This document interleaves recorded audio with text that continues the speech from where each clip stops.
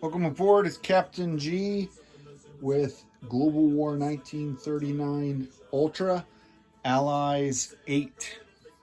So, we jumped right in as we're accelerating toward the finish, and I did not do a planned build. We went straight into the Soviet and CCP turn, then to the UK Commonwealth and the US and KMT. So, I didn't have a master plan, so we didn't record that. We're just going to tell you where we ended up. So let me start with the CCP and the USSR. The 5th Shock Army did the move into Kashmir using the air transports, since this had been taken by the light tank that was here.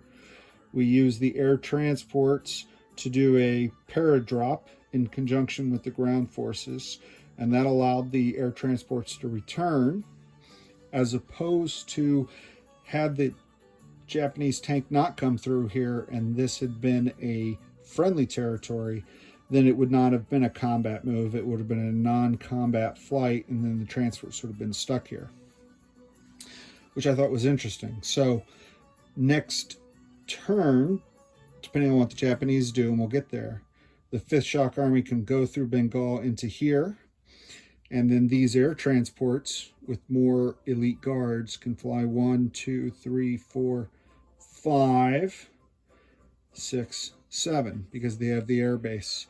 So we could drop off 2 more airborne to join the 5th Shock Army, and these guys could stay here to secure that airfield for their return.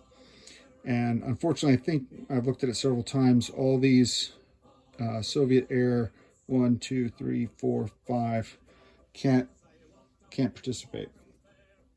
But they could come down and support if I'm not using them elsewhere. So the big move for the Soviets were to move down here, reinforced by 2 airborne guards armies, the 40th and the 13th Guards armies, and put pressure on Japan in Calcutta. Up here in Siberia area, Amur, the Soviets came across, supported by their Mongolian allies. The Mongolians, with their cavalry, also attempted to snipe these 2. Basically, it was 2 4s against 2 2s and 2 3s. The Mongolians got 0 hits. The Japanese got 2. Took out the cavalry because they were better on offense than defense, and these units retreated to defend. So that was pretty much it. CCP turtled here, and the Soviets sent a fighter in support to try to hang on to this territory. That was the Soviets, and then these guys consolidated by the backs against the Urals, and we destroyed their air bases and naval bases in Archangel. Now to the British Commonwealth. So in the Middle East, I guess I'll start there.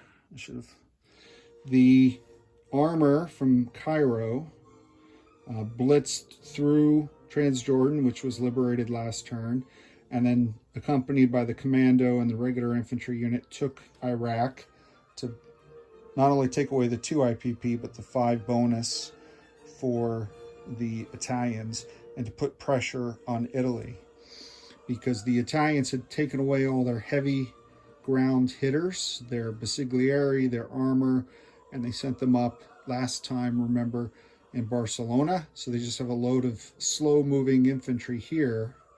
The British also sent all of their air and 1 infantry into Upper Egypt. They got the hit, but so did the Italian infantry, so the British didn't get to take the territory. But the intent was just to create a buffer and push the Italians back. We emptied it. It's good enough.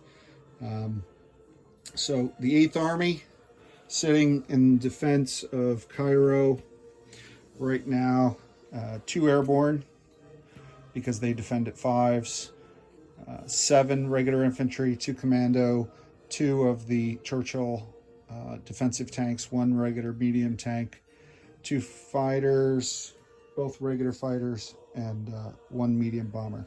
So I think the 8th Army has made Cairo secure for the rest of the game, because the Axis only has 2 more turns. When we look at what else the Commonwealth did now, coming back to the Iberian Peninsula, with the German 18th Shock Army, or 18th Army, wiping out the American First Army, pushing them off of Normandy, and the Italians coming through into Barcelona, as we discussed. The British, reinforced by Canadians coming down from the Nova Scotia, actually the Quebec naval base, hit Barcelona. And since technically I moved the Canadian transport first, and I had a Canadian infantry survive, they planted the Canadian flag, so I can give that 1 IPP to Canada, and that made the entire task force fall underneath the command of the Canadian Brigadier. So on this task force, you can see a mix. We had some Free French coming up from Seville. We had all of the air in the theater coming down from the British Isles, coming down from Bordeaux, coming up from Gibraltar. My intent, eliminate the Italian Expeditionary Force. Kill those tanks. They're very costly for the Italians. Kill the Basiglieri. Wipe them out. Don't allow them to activate Spain and consolidate. So on the American turn, we reinforced that, landing the tactical bomber that was here and bringing down the fighter from Liverpool to reinforce. And then from the States, the 4 transports came down to this sea zone, coming 1, 2, 3. And they've joined this combined British, American, Free French, and Canadian army here in Barcelona. The fleets, we left a couple blockers to try to prevent at least the entire sub fleet and the German Navy. If they want to come down and hit this, they can, but they'll have to leave some units up here, take care of that, and then come down. There is no air base, so sadly we lose the benefit of air coverage. The U.S. has built a new fleet, a escort carrier, battleship, transport that can come in and help reinforce this, but I don't know if the Kriegsmarine is going to get here before or not. Depends on what Eggman wants to do with his air, and is it more important for him to wipe this out, take these back? Not sure what he wants to do. I don't know if he knows yet, so we'll see.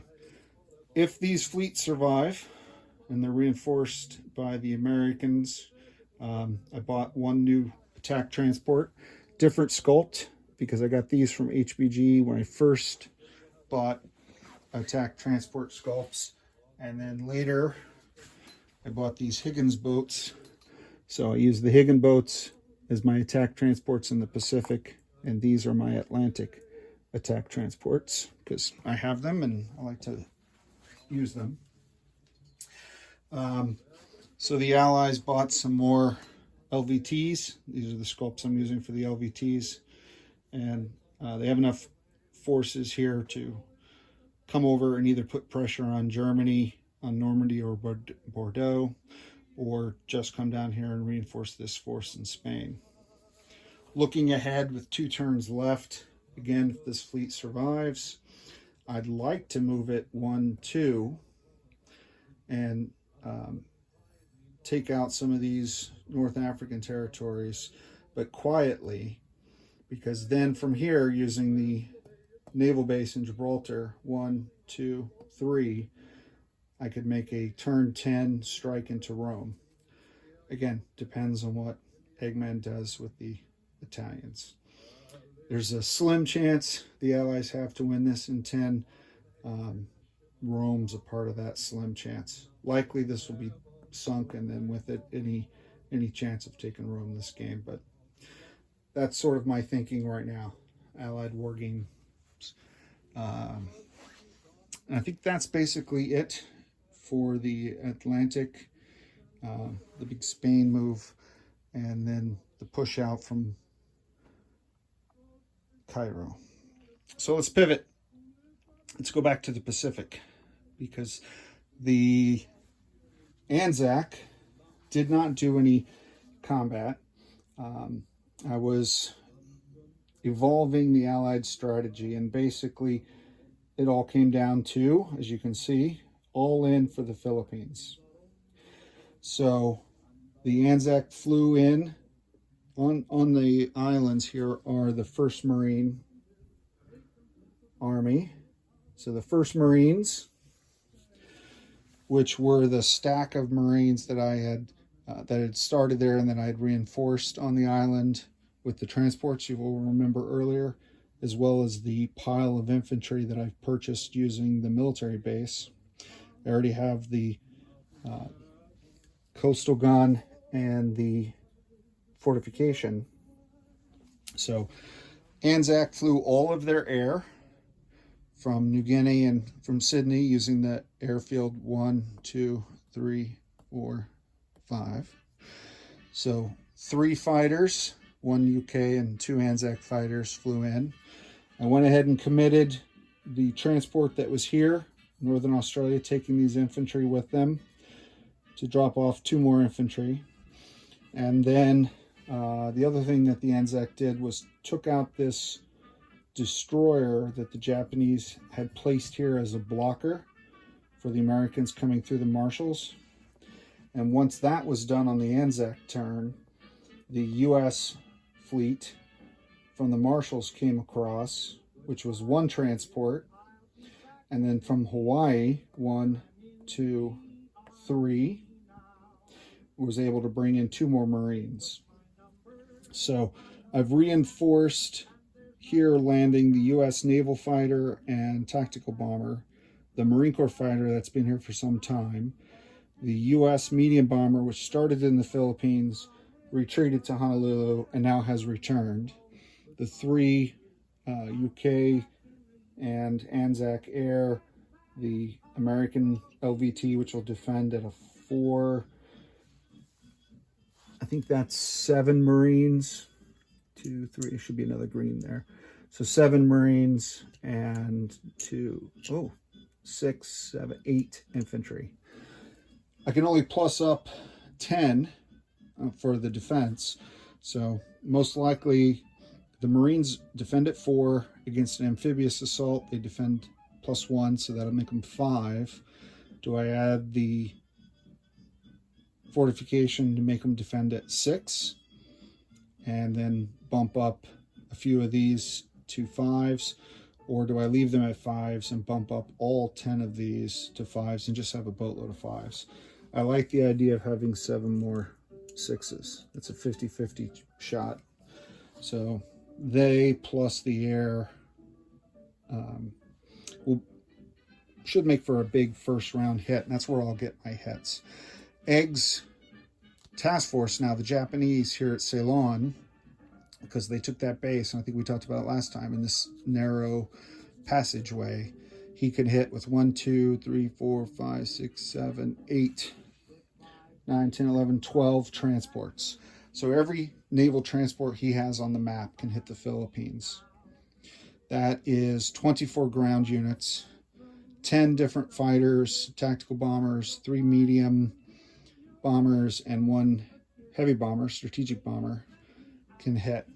So that's his available resources to hit the Philippines, but I've just significantly beefed up that defense. So his dilemma, and the Allied intelligence doesn't know which way he's going to go. His dilemma is, does he defend Calcutta? Because right now it's totally open. They did not build anything. Had they built 1 infantry, they could have gone to Bengal, and that would have stopped the 5th Shock Army here. They did not. So the 5th Shock Army can walk in, or the Japanese can defend it. If they split forces, they can defend it with a few and then send everyone else to the Philippines, but now he doesn't think he has enough, and the Allies aren't sure if the Japanese have enough either. So Does he go all in for the Philippines to secure another victory city, but lose this one? Does he defend this one and not get this one? Or what I suspect will happen, he'll move his ground forces to secure Calcutta.